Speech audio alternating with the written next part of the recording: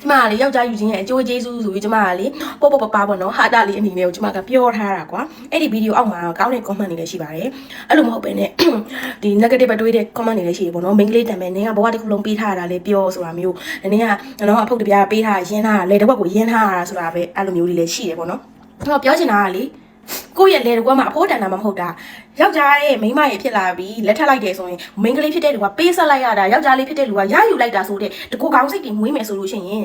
ယောက်ျားမယူပါနဲ့တယောက်တည်းနေပါကျမတို့နှစ်ယောက်ဒီငါတို့ကပေးဆက်လိုက်တာလည်းမဟုတ်ဘူးရယူလိုက်တာလည်းမဟုတ်ဘူးတယောက်နဲ့တယောက်လိုချင်တတ်မဲ့လို့ယူလိုက်တာ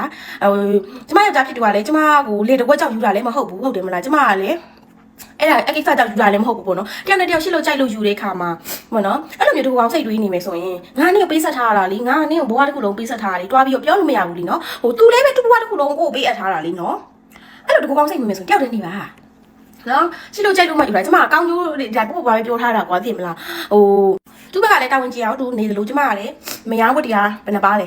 ကြောက်မေးတယ်လေဟုတ်တယ်မလားဒါနားလည်မှုပေါ့နော်ကိုလုတ်ပေးတယ်လားကိုလုတ်ပေးတယ်ဒါကိုပေးဆက်တယ်လို့ပြောရအောင်ဟဲ့ငါရဲ့လေတကွက်ကြီးကိုရင်းထားတာဆိုပြီးတော့တော့ပြောလို့မရဘူးလေဟုတ်တယ်မလားဒီလေတကွက်တော့တူတာမဟုတ်တာဒီလေတကွက်ကိုကြိုက်တယ်ဆိုလို့ရှိရင်ကြိုက်ပြီးကောင်းမနဲ့ဖာချလို့ရတယ်မိမမယူပဲနဲ့ဟုတ်တယ်မလားဘယ်လိုတွေတွေးရလဲ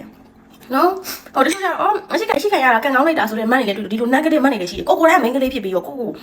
တန်မိုးထားတယ်ဆိုတော့အဲ့လိုမပြောပါနဲ့နော်ကိုရဲ့လေတကွက်ပဲတန်မိုးရှိတာမဟုတ်ဘူးသူတို့လည်းဘဝတွေပေးဆက်ရတယ်လေအဲ့လိုမြတ်တတွေးမှာပေါ့နော်ကိုကတန်မိုးထားခံချင်းသူတစ်ပါးကိုလည်းတန်မိုးထားရတယ်ကိုကအရှိခံချင်းသူများကိုလည်းရှစ်ပေးတက်ရတယ်ပေါ့နော်အဲ့လိုပဲကျမတို့လင်မယားမှာလည်းမြတ်တပဲဒီလားနော်တူတာတွေငါတာတွေဆိုမျိုးမဟုတ်ဘူးတူပဲ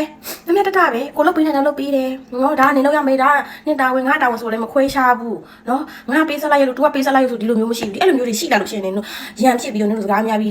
အိမ်တော်ကြီးပြိုပွဲမှာပဲရှိတယ်ဆိုတော့ဒီလိုမျိုးတစ်ဖက်တစ်တွေးမယ်ဆိုရင်ယောက်ျားမျိုးနဲ့တယောက်နဲ့တောက်ပါလိုက်တယောက်တည်းနေလိုက်